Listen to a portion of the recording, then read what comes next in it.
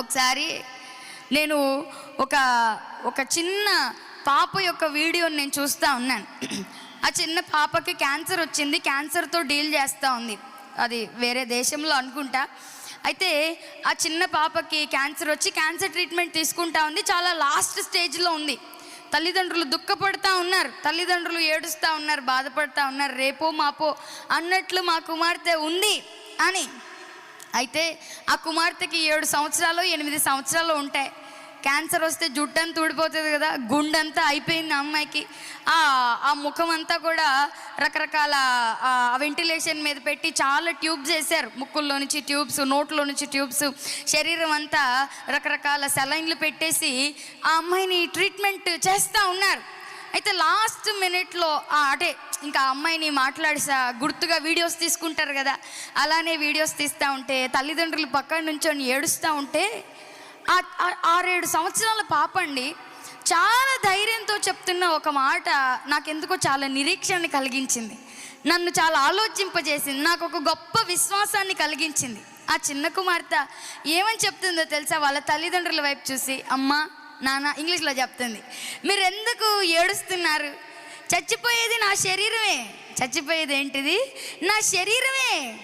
నేను ఒక బ్యాడ్ గర్ల్గా చనిపోతే మీరు ఏడవచ్చు, ఒక బ్యాడ్ గర్ల్గా నేను అంటే ఒక చెడ్డ అమ్మాయిలాగా నేను చనిపోతే మీరు ఏడవచ్చు, కానీ I accepted Christ as my saviour. నేను యేసయ్యని నా సొంత రక్షకునిగా అంగీకరించానమ్మా నాన్న.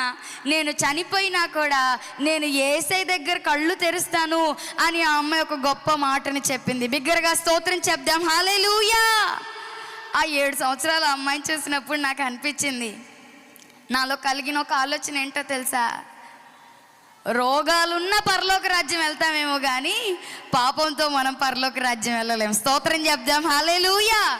కానీ ఈరోజు చాలామంది రోగం పోవాలని ప్రార్థన చేస్తారు, రోగం పోవాలని ఏడుస్తారు. ఈ రోగం ఏముందండి? క్యాన్సర్ వచ్చినా, ఏ గాల్ బ్లాడర్లో స్టోన్స్ అయినా, కిడ్నీలో స్టోన్స్ అయినా, స్కిన్ డిసీజెస్ అయినా, ఎలాంటి ప్రతి అనారోగ్యం అయినప్పటికీ పెట్టులోకి వెళ్తే పెట్టులోనే పోతుంది అనారోగ్యం.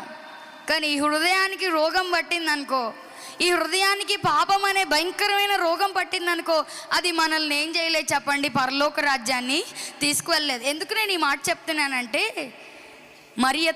మార్తతో దేవుడు చెప్పాడు, మార్తా, ఈ లోకంలో ఏది అవసరమైనదో, ఏది ఉత్తమమైనదో నువ్వు ఏర్పాటు చేసుకోవాలి. స్తోత్రం చెప్దాం, హల్లెలూయా.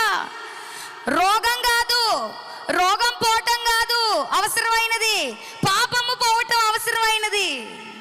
ఈ లోకంలో ఆశీర్వాదాలు కాదు అవసరమైనవి, ఈ లోకంలో యేసయ్య నీకు కావాలి, అది అవసరమైనది. ఈ లోకంలో వెండి బంగారాలు, పశు సంపదలు, ధనధాన్యాలు, మేడలు, మిద్దెలు కాదు అవసరమైనవి. యేసయ్య ఇచ్చే ఆశీర్వాదాలు, యేసయ్య సన్నిధి, యేసయ్య ప్రసన్నత, యేసయ్య వెలుగు, యేసయ్య మహిమ మనలో ఉండడం మనకి చాలా అవసరమైనది. స్తోత్రం చెప్దాం, హల్లెలూయా.